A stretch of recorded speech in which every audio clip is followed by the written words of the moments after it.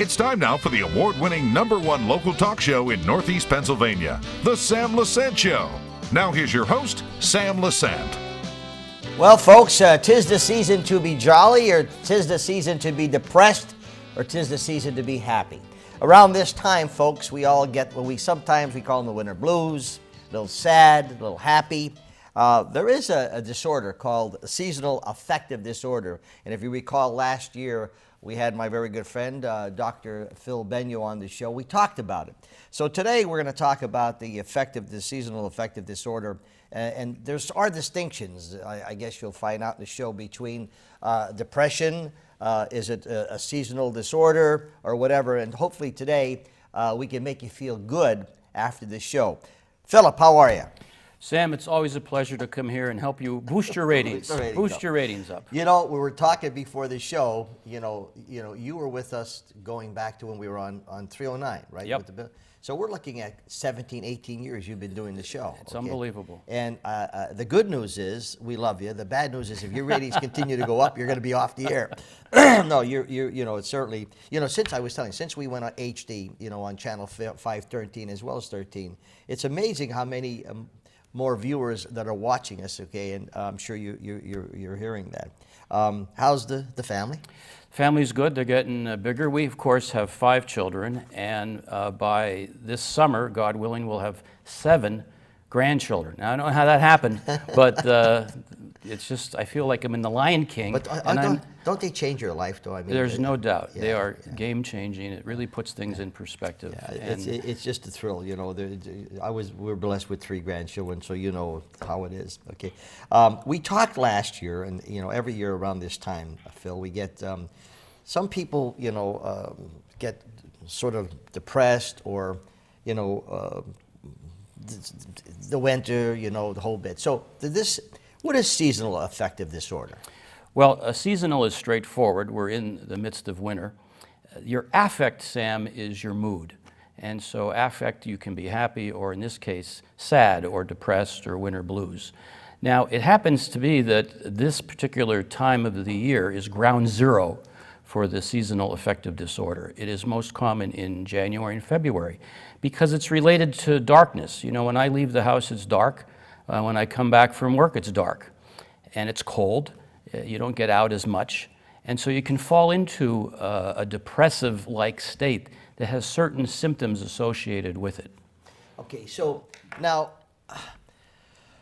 who gets this seasonal depression? Is there a certain group that hits mostly, or is it just, general?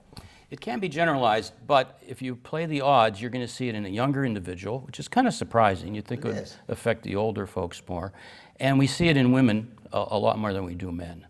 Is that right? Why maybe is that? Because they're mothers, maybe they're stuck at home with some kids, and they're even in more of a rut, if you will. Okay, so how does one know whether it's the season, like you said, it's dark most of the time, versus can this disorder bring you into a depression? There's no doubt, and I think that's the key, is to, first of all, get a diagnosis. And this particular seasonal disorder only works or manifests its symptoms during the seasons. For example, if you wait it out, by the time Easter, April, and spring comes along, you'll grow out of it, if you will. The winter blues, the seasonal affective disorder will go away. But if it stays, well, then we're dealing with depressive symptoms. And some of the depressive symptoms and the seasonal affective disorder symptoms are very, very, very similar. Such as? Such as sleep. Either you don't get enough sleep or you sleep too much. You can lose interest in things. You can feel guilty or feel a sense of worthlessness. You can feel depressed. Your energy levels may be low. You may start gaining weight because you crave carbohydrates, that feel-good food. And so you can end up gaining weight, which ends up making things worse. You don't feel like doing anything else. You can also feel so depressed that you may actually think of committing suicide, which of course would be something that we would want to make sure that you didn't head into. Phil, the world today is so screwed up. Sometimes, like my wife says to me, I'm afraid to look at the standard speaker in the morning, not because you don't know who died, and you hear there's all this negative things in our society today. Okay, then on top of that, not only do you have the negative news, etc., people sometimes aren't always pleasant as well. They get in moods, and who talks about this person who has a complaint. Sometimes people, 80% of their day is complaining about something, okay? I know we don't have a magic wand here, but what do you do to make people feel good, at least psychologically? I don't know. Well, there is a lot of anger out there. There's no doubt. And I'm old school, Sam, and I'm sorry this sounds like old school, but when we were growing up, let's face it, there was a church on almost every corner. You had your parochial schools. You walked to school. You had a safe neighborhood. You sat down and had supper with your family. You prayed together. You went to church together. A lot of that stuff's gone by the wayside. I'm sorry. And it may sound old-fashioned, but old-fashioned worked. It's funny you should say that, because the point is that we're always so busy doing something that really is nothing. We always have to be doing things other than paying attention. I think the saddest thing sometimes is like when the holidays come along and they say, well, I got to go and see Uncle Jim, or now the families come over the house, and then we have to spend time with this person. I say, well, my God, don't you think this is a great thing? Your family comes in. Everything stops. You're Yeah. right. Everything stops. But when you were growing up, Sam, did your parents cart you around to every God's blessing? You got on your bike with your baseball glove, and you went and entertained yourself till there was a 10 o'clock curfew whistle, and then you went home. Today, everybody's just tied up in their children's face for some reason. Well, it's just, look what's happening, Getting to the looking at when you get up in the morning, okay? You try to have I always try to say my prayers and thank the good Lord that He gave me another day. That's number one, okay? Number two is, I try to wake up with a positive attitude, okay? What can I do to help people today? What can I do? It's exciting. That's why I'm still doing what I'm doing.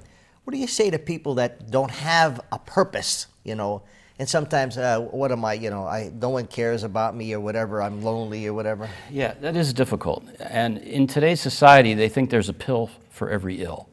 And to some degree that may be true, but for something like that, I'm not so sure. I think when you have these types of issues, a lot of times the common denominator is social isolation.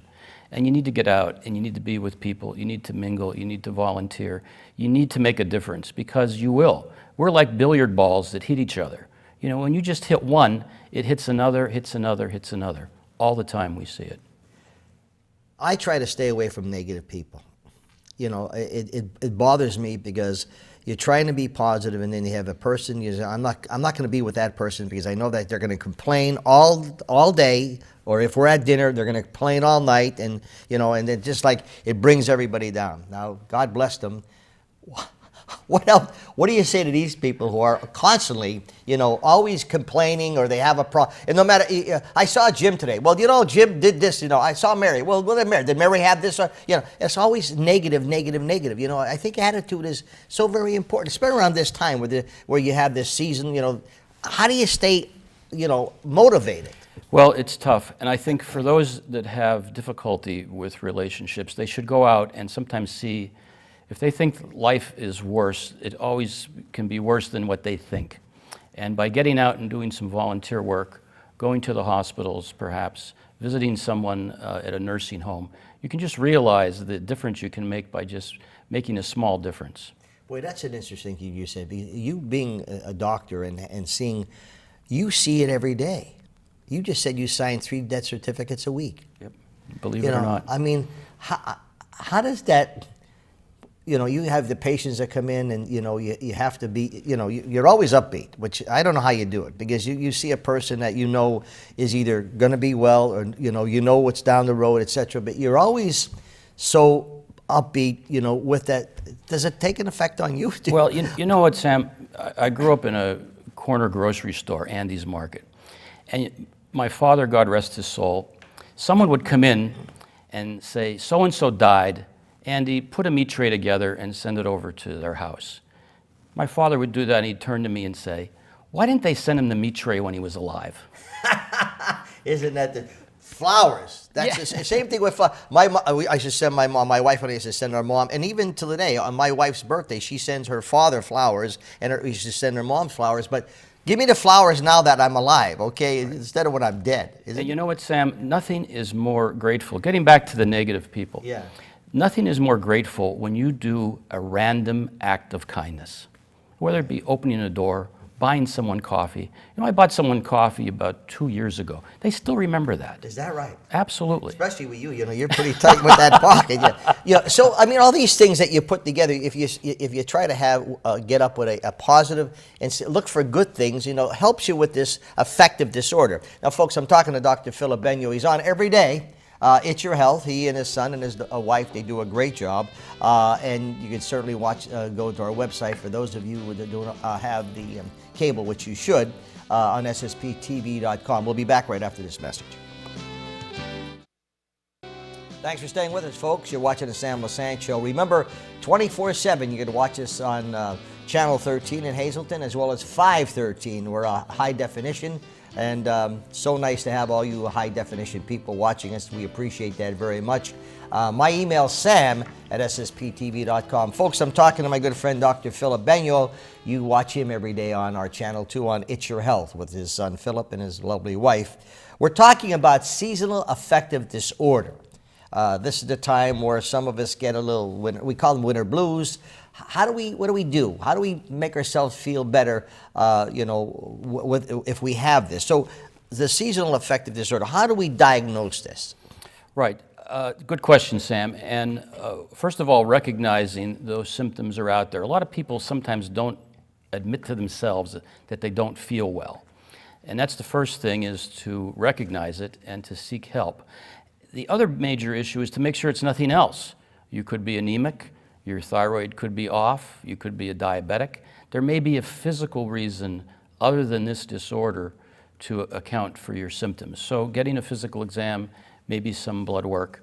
And once we make that diagnosis, we then have to decide how we're going to treat it. Now, you can, of course, wait till spring. One of the first things they ought to do is come down here and sit on this set, because the bright lights will bring you out of that. That's why I'm not depressed. That's right. Light therapy. Particularly in the morning, and it has to be rather high-intensity light, not just the light bulb that you read at home and things like that. It has to be rather high-intensity light. You said that last year, and when I get up in the morning and I'm in the bath, I put all my lights on, okay? I make sure it's bright in there, so that really helped. Getting to continue on with the diagnosis. Right, we want to make sure you don't have any other issues, like anemia or a thyroid disorder, or you could be depressed and actually require something more than just light therapy. You may actually require an antidepressant. You could be depressed. So going to your family doctor if you're starting to feel not right is the best thing to do. So. It is key. And of course, one of the main things, whether it's the affective disorder or depression itself, if you have any thoughts or know of anyone that has thoughts of hurting themselves or others, I mean, you got to dial 911. That's something that can't wait. We were talking about the S.A.D, the breakdown. Mm-hmm. What was that? Well, what we were going through are the various symptoms that this can manifest itself as. For example, a sleep disorder, too little, too much, energy levels are low, lack of interest, feeling guilty, gaining weight, carbohydrate craving, and just a general sense of not feeling well.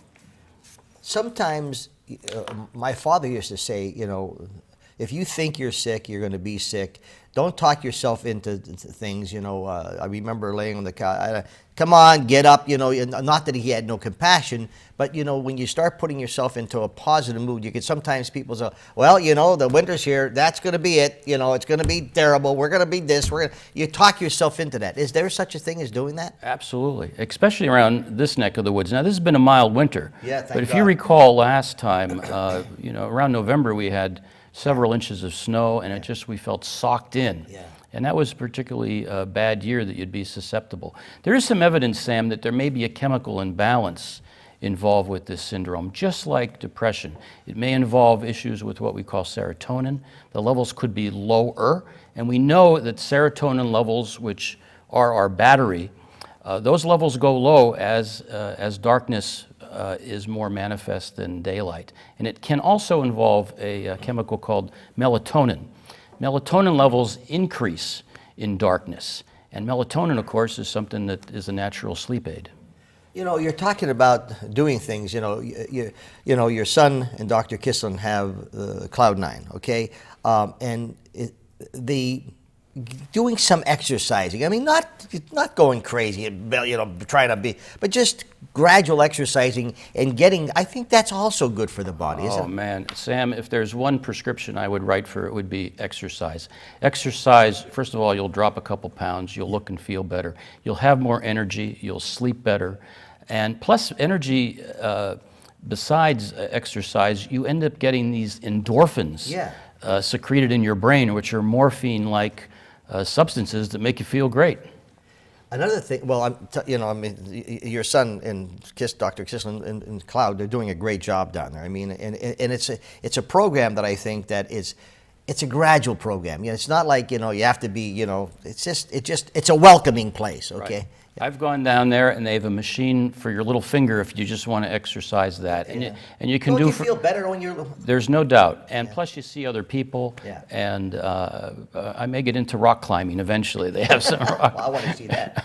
Other thing too is humor. I think sometimes if you be around people who are positive, not that we have our difficulties in life. I'm not just making this all milk and honey thing, but is try to. Be uplifting, maybe watch movies that are uplifting, okay? We have enough depression.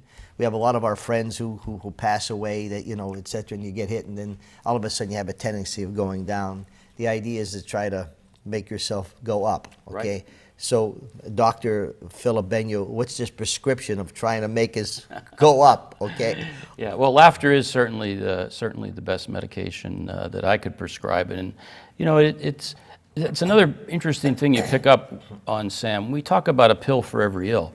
Sometimes medications can put you down. Oh, yeah. And the side effects after you're on 2 or 3 different medications, these medicines start banging into each other and create side effects. And so when I see a patient who has something that maybe can't be figured out easily, the first thing I do is look at our prescriptions, because the medications themselves can be sort of causing their problems.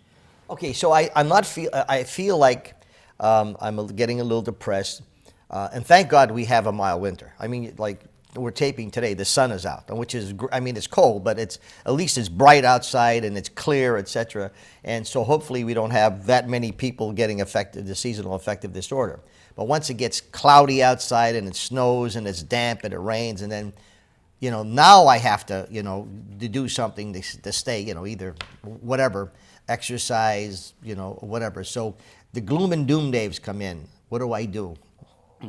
Well, I would seek, first of all, a diagnosis. And for some of the more resistant cases, we do give short-term serotonin drugs. Is that right? And these medications reverse those low serotonin levels. And serotonin, as I mentioned earlier, Sam, is sort of the battery of our lives. It basically runs everything. And it will reverse, in a large majority of cases, it'll reverse all those symptoms that we had talked about: the sleep, the energy, the guilt, and feeling depressed.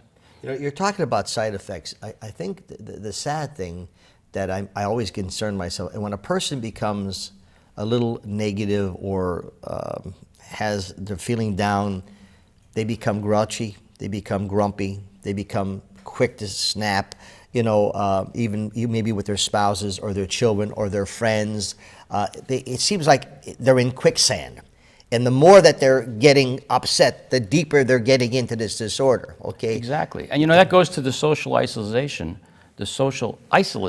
because you don't want to be around that person. That's right. So you don't want to go over and visit them because they're a pain. Yeah. And so they will spiral down further, because who's going to want to visit someone who's angry all the time and negative, as you say? When you're in quicksand, what you should do is nothing, right? So if you're feeling depressed, try to do something to stop and try to make yourself feel better, Am I correct in saying that? There's no doubt. But the most important thing I said, I think you said, Philip, is that you have to get a diagnosis if you're really feeling really bad. Is that correct? Right. Folks, I'm talking to Dr. Philip Benyo. We're talking about seasonal affective disorder.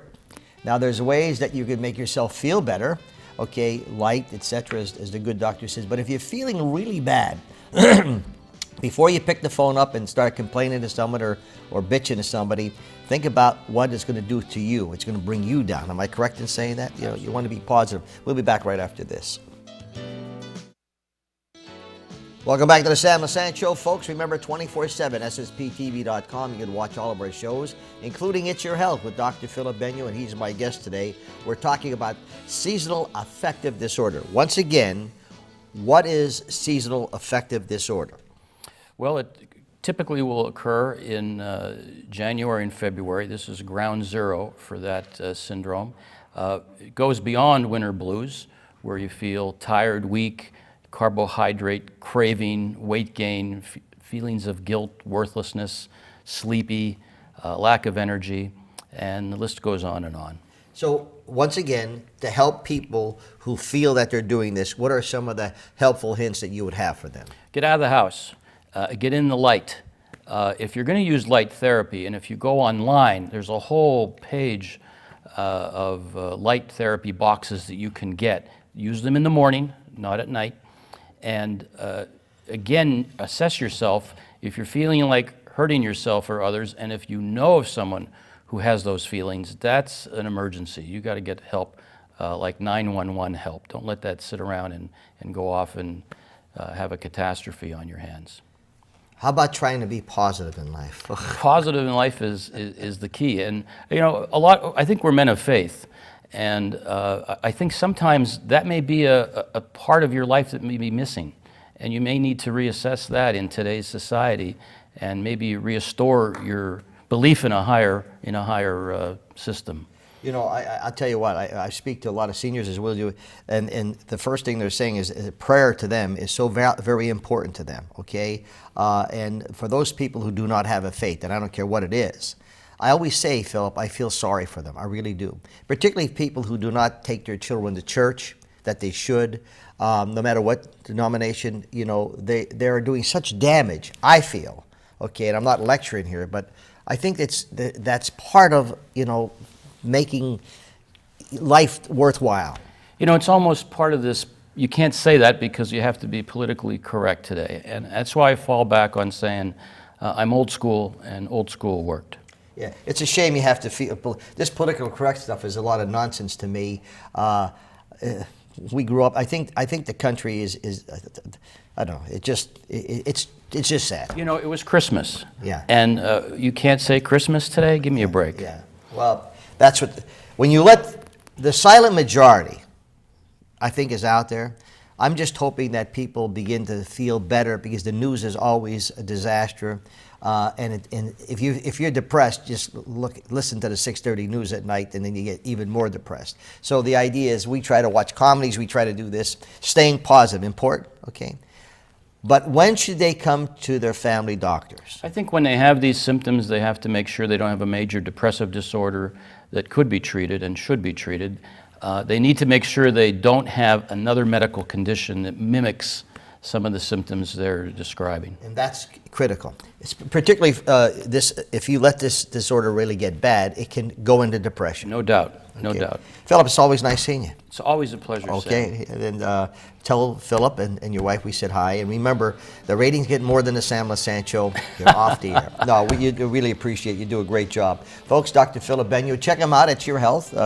And a lot of great information. Okay, not as good as the Sam Lesante Show, but a lot of good information. Remember, 24/7 HD 513 now, folks, and we welcome all those great people who are watching us on high definition. I look even better on high definition. I don't know about you, Philip, but we'll see you next time.